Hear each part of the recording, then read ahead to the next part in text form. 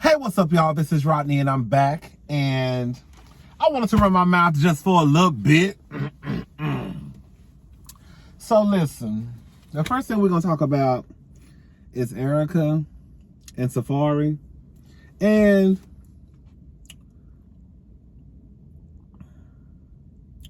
okay, so listen, this is the thing, right? So allegedly, Safaree, it was reported by B. Scott and Madam War. You know, I can never pronounce that name. That Safaree allegedly had another baby on the way, besides the baby that him and Erica are expecting together. You know, he's married to Erica Mena, but supposedly his another girl was about to have a baby too, allegedly. Hello. So Safaree came out and basically said this. He didn't deny it, but this is what he said. What did he say? Ooh.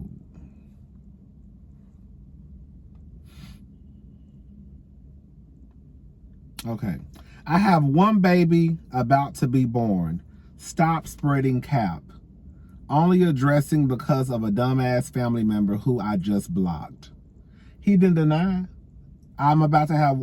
He didn't deny that somebody else was pregnant. He just said he about to have one baby born. See, this is the thing, right? I think that if you're gonna come out and deny reports of you allegedly having a baby on the way, I think that you should just clear the whole room. Like, look, I ain't never cheated on my wife. I don't know where this rumor got started. I ain't got nobody pregnant. That's a lie. Like, I think you should make sure you hit all the pinpoints, right? Because if not, it still leaves room for interpretation. Like, this ain't saying nothing to me. I have one baby about to be born. Stop spreading cap. That don't mean you ain't got nobody else pregnant. That don't mean you ain't never cheated on Erica. Does that make sense what I'm saying? So a couple of days ago, it got out that Erica did not want Safaree in the room with her while when she goes into labor. And I'm not gonna lie, my first initial thought was, oh, Erica, girl, you just being bitter, girl. If the boy wanna come into the delivery room, let him come into the delivery room. However, Bambi, the Bam, the one who was in the hot tub with Kirk, I think Benzino and somebody else, but now she married to Lil Scrappy. Girl, okay. So anyways, the Bam posted, when you're giving birth, you need someone by your side to support you and tell you it's going to be okay, pass you ice chips, hold your hand, and put you at ease. If you are only allowed to have one person in the delivery room with you, why the hell would you choose to be in there with someone who don't like you? TF. And after she said that, I was like, oh, you know what? That actually makes sense. Because the truth of the matter is, if I'm beefing or stressing, even with my husband or my child's father, I think the last thing that a woman should have to worry about while delivering a baby is more stress on top of what she's probably going through. So if she feels as though what's best for her health and the baby's health is for him not to be in the room, he should not be allowed to be in the room. Because at the beginning of the day and at the end of the day, it's really about the mother and the baby. And if either one of those lives are going to be jeopardized, like in jeopardy, then they shouldn't even be allowed in that space. I do believe that now. At first I was like, girl, she just want to be a bitch, basically. But I get it. However, you see how this is, however, I'm about to say something that's going to sound so mean. I'm not going to make it mean. Love and Hip Hop is about to come back on, I think in July. And because we know that Safaree and Erica Mena are both fame whores, I don't put nothing past these bitches. Like, girl, y'all really want to be like, and that's something you never know what's real and what's fake when it comes to these reality stars, because they do the absolute most. And with Erica and Safaree, I definitely believe that they will pull some tricks and shows to continue to be on the show. Like I would not be shocked if it ever got out that Safaree ain't never cheated on Erica, and that's some plan or some storyline they came up with just for the show. Like, it would not surprise me if Erica and Safaree got together and conjured up this lie about, okay, this is what we're gonna do. We're gonna have somebody say that you got somebody else pregnant. And she probably sat there the whole time right beside his ass and probably came up with the lie. I hope Erica has a very healthy and safe pregnancy. I hope that she's okay. I hope the baby is okay. But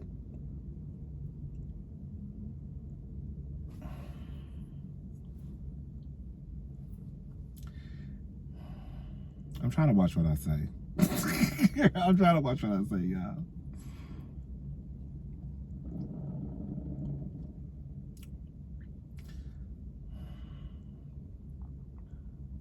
Okay, I'm gonna let that go because I really feel like in my soul I'm gonna end up saying something that's gonna be mean, and I don't want to talk about nobody who pregnant.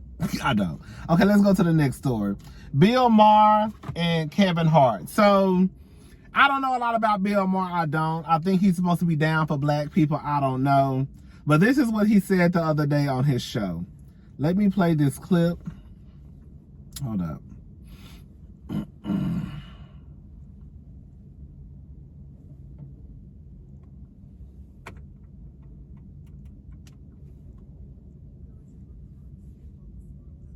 Okay. There is a recurrent theme on the far left that things have never been worse.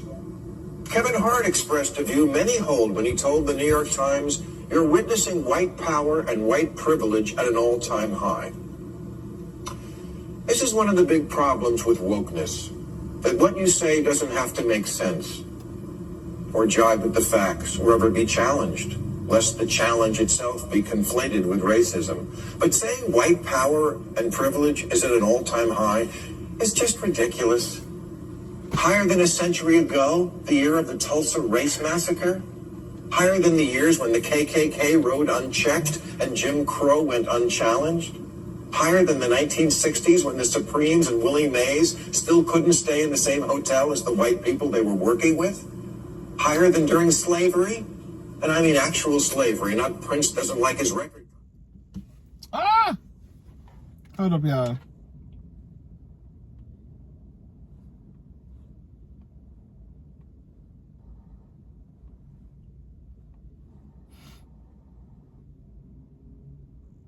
During slavery? And I mean actual slavery, not Prince doesn't like his record contract slavery.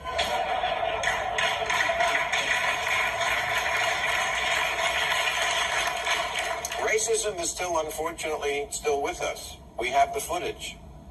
In policing, housing, job discrimination, segregated schools, wealth inequality, the legacy of injustice sadly lives on and demands remedial action. I understand as best I can how racism singes a person's soul so much that they might see it everywhere.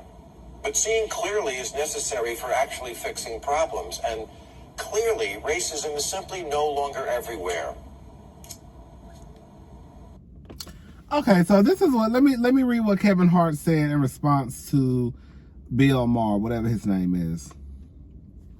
He started off by saying this, and I really don't think Kevin Hart said none of this. I think somebody else wrote this for Kevin Hart. Anyways, but the internet has put a magnifying glass on how dominant racism still is in our country. To ignore that at Bill Maher is ridiculous. To take my quote literally is also ridiculous. You are witnessing the same craziness that I am.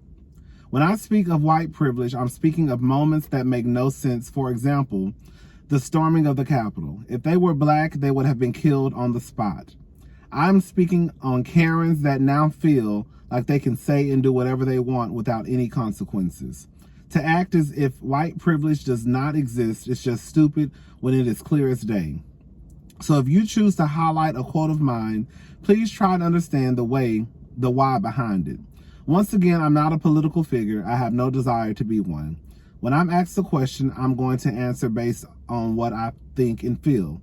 Good day. In closing, I'm still a fan at Bill Maher. These tweets were just to give you a little clarity on where I was coming from. Let me say this. One thing I don't like about Kevin Hart is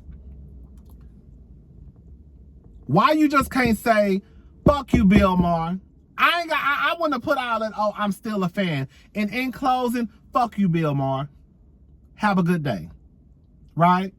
Like, that lets me know that Kevin Hart ain't gonna never, when I say Kevin Hart, gonna always make sure that he's still on the good white people's side.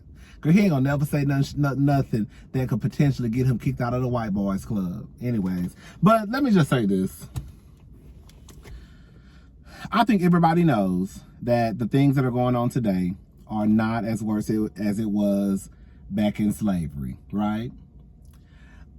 No, we don't see, you know, policemen hosing down black people in the middle of the street. That don't mean it's not happening. We just don't see it, right? You know, so there are some things, of course, we know that things the things that are going on now are, you cannot compare to slavery. With that being said, this is why I always be side-eyeing some white people, because I felt like the white people who listen to Bill Maher will take what Bill Maher says, knowing that they are destructive as hell, as, well, even Bill said the things that are going on now are the things that we're doing now is not even bad compared to so-and-so. So we're good. Does that make sense what I'm saying? It's almost like he's giving the girls who act like goddamn fools a pass. Like, don't worry about it. What you're doing now in 2020 or 2021 is not nearly as bad as slavery. So you're good to go. That's why you always gotta watch out for white people who swear up and down they down for the cause. And the last thing we need is a white motherfucker on TV trying to school somebody black on African American studies. Even if we might not be a black historian, right? Even if I can't give you everything all black history, right? I'm not gonna listen to no white man tell me shit. That's what I'm not gonna do. I'll listen to Roland Martin. I'll listen to Bakari Sellers. I'll listen to Angela Rye. I'm not listening to no Bill Maher try to school me or give me no education on African American studies. I'm just not. I don't give a damn if you right. I don't want to hear it. Not from no Bill Maher. Put Angela Rye on the show. I'll shut up and listen to her, right? But you, I don't want to hear it. It's getting hot in this car. I don't want to hear it. I don't. That's all I got to say about Bill Maher and Kevin Hart. Next time, Kevin Hart, instead of trying to pander to these white people, say, nigga, fuck you. How about that? We all know that, girl, the shit that's going on nowadays is nowhere near comparable to slavery. We know that shit. We know that shit. You know exactly what the fuck Kevin was trying to say. And y'all know I'm not the biggest Kevin Hart fan, but you know exactly what the fuck Kevin was trying to say.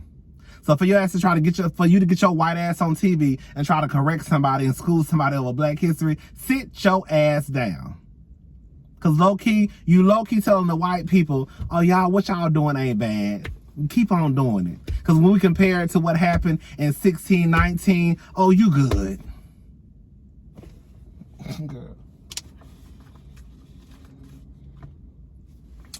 I got one more thing I want to talk about, then we going, because it's getting hot in this car. All right, I gotta go to Walmart too. Y'all know I'm going to Dallas this weekend for we're gonna take a little road trip. Me and my sister, we taking a little road trip to Dallas for Juneteenth. So, girl, if y'all see me out in the club, girl, let's take a shot together.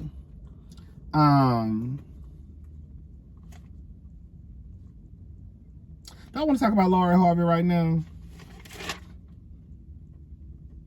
No, I don't want to talk about Lori Harvey. I want to talk about Lori Harvey and Wendy Williams in my next video. All right, y'all, because it's getting hot as hell in this car, bitch. I can't even talk. It's getting hot as hell. I need to go to Walmart and get some stuff. All right, I'll talk to y'all later. Bye.